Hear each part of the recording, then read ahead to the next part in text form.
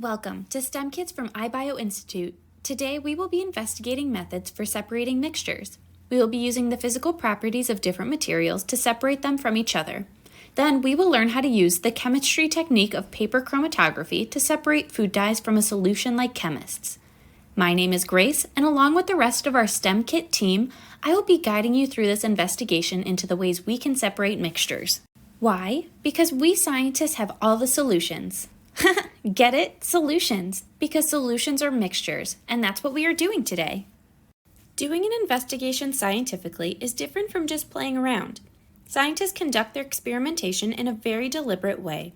In chemistry, it is crucial that the methods that are chosen to explore chemical interactions are chosen and ordered carefully.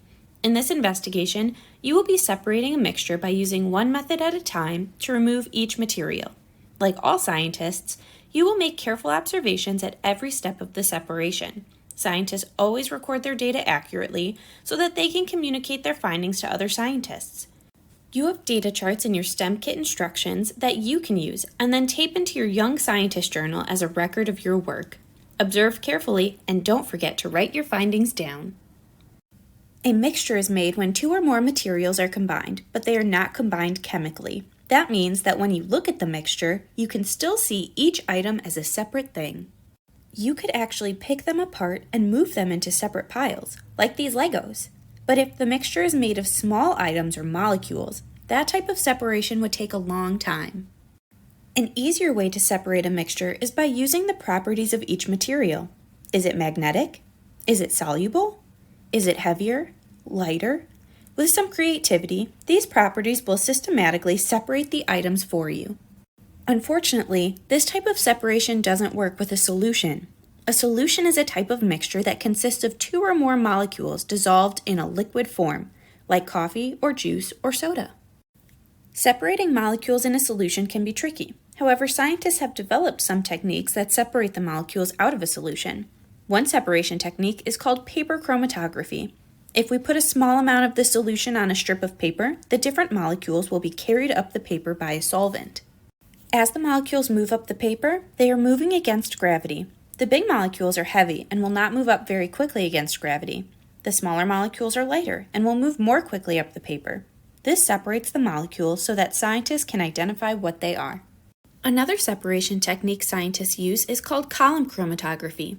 Column chromatography uses gravity, but it also uses pressure and solubility to separate the molecules. This takes several steps and often takes a long time to complete. Pressure is used to push the solvent through the column. The column is filled with either gel, sand, or powder that interacts with the molecules in the solution. This affects how quickly the molecules move through the gel, and we can capture the molecules as they exit the column one by one. Today, you will be using all three separation techniques. For our first experiment, we are going to use the properties of materials to separate a mixture. Here are the materials you will need for this experiment. Okay, you will have a bag containing a mixture which has iron filling, sand, salt, and black pepper. And these are your tools to separate the mixture. We have a cup of water, a plastic spoon, wool felt, and a ceramic magnet. This is also very messy, so make sure to protect your space. One of the materials you have to use is a magnet. Magnets create an invisible charged field around themselves that can attract or pull on some metals. If a material in a mixture is attracted to a magnet, the magnet will pull that material and the force can be used to move it out of the mixture. One of the materials in this mixture can be moved by a magnet. Put your magnet in a plastic bag and run it over the mixture to lift one of your materials out. Remove that material and place it off to the side on your paper. Which one is it? Record your observations on Table 1. Static electricity is another method you can use to remove a material from your mixture. Static electricity can be created by rubbing one object against another. This creates a charge. One of the materials is lightweight and will be lifted out of the mixture with static electricity. Rub a plastic spoon and your wool felt together to create a charge. Then, hover the spoon above your mixture to attract one of your materials. Remove that material and put it off to the side on your paper. Which one is it? Record your observations in Table 1. You may need to do this step many times in order to remove all of the material from your mixture. The final method we'll be using to remove one of your materials from the mixture is solubility. Solubility is the ability to dissolve in a solvent like water. When a material dissolves, it will no longer be visible because its molecules are hidden between the water molecules. It forms a solution. Materials that cannot dissolve will remain visible because they are not a part of this solution. One of your materials is soluble. Put the remainder of your mixture into a cup of water and stir. The soluble material will dissolve in the water. Pour your new solution into an empty cup so that only your final material remains at the bottom of your original cup. Record your observations of your final two materials and what happened in Table 1. Make sure all of your observations are recorded in Table 1 once you finish separating your mixture. What was the final material left? Which method removed each material? What was it like to use magnetism, static electricity, and solubility to remove materials? Can you still see all of your materials? These are all important observations for us to keep track of in this investigation. Now it's your turn to test out these 3 different separation methods. Pause the video now to follow our procedure for using the properties of materials to separate a mixture. For our next experiment, we will be testing out how paper chromatography works to separate a solution. So for this experiment, you will need a plastic bag with salt, water, 2 cups, 2 binder clips, and 2 chromatography pieces of paper.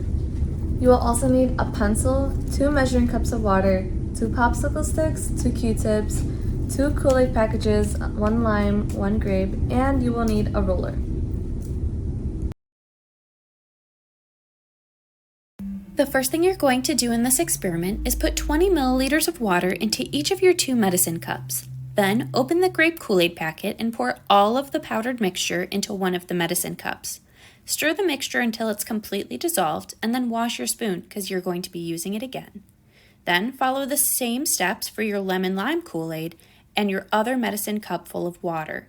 You're going to stir it with your spoon again and then rinse your spoon because you're going to be using it later in this experiment. Now it's time to set up your paper chromatography strip. Using a ruler, measure 4 centimeters from the bottom of the paper strip and draw a line across the width of the paper. Then at the top of the paper, write grape. Then follow the same instructions for your second piece of chromatography paper, but label the top of this paper lemon lime. You can see a picture of this in your STEMKit instructions. Next, take a clean cotton swab and stir the grape Kool-Aid solution until the cotton swab is soaked. Dab the cotton swab on the edge of the medicine cup or some paper to ensure that it's not too wet. Then lightly touch the cotton swab to the center of the pencil line on your paper strip. Let it dry for 1 minute. Repeat this process 3 more times until the mark on your paper strip is very dark. Then set aside your paper strip and solution. You will then follow these same steps with your lemon lime Kool-Aid, your other paper strip, and a clean cotton swab. Pause the video now to follow our procedure for setting up your solutions and paper strips for this chromatography experiment. Now it's time to set up your chromatography cups. Pour your salt into the 9-ounce cup of water and stir until it's dissolved. This is going to be your solvent, and it's going to dissolve the dyes on your paper strips. Next, set out your 2 empty 9-ounce cups. Pour 2 centimeters of your salt solution into each cup. You can do this by holding a ruler next to the cups as you pour your solution, like we're doing in the picture here. Now let's set up your paper strip hanger. To do this, you're going to wrap the top of your paper strip over a craft stick and then secure it with a binder clip. How do you know where to fold the paper? Hold the paper strip next to your cup. You should fold your paper at the place where the top of the cup and your paper strip meet. Then fold your paper, put it on the craft stick, and secure it with the binder clip. Finally, place the hanger across the cup so that your paper strip is suspended in the liquid. You will see the solution begin to rise up the paper. Then you're going to let it sit for about 5 to 10 minutes so it can do its work. After your 10 minutes are up, remove the paper strip holders and the craft stick. With your pencil, draw a line across the top edge of the wet area of the paper strip. This is called the solvent front, which is how far the salt water could move up the paper. Then, allow your paper strip to dry. Pause the video now to follow our procedure for setting up and observing your chromatography strips. Once your paper strips are dry, tape them into Table 2 and analyze what you see. What 2 colors appeared? How far did the dye move up the paper strip? It's amazing what a little chemistry can do to our Kool-Aid. I hope you had fun today investigating all of the different ways we can separate mixtures. I know we did! STEMKits are a product of iBio, delivering industry-led STEM programs for teachers and students to inspire a new generation of innovators and entrepreneurs. To learn more about iBio and its programs, visit www.ibio.org.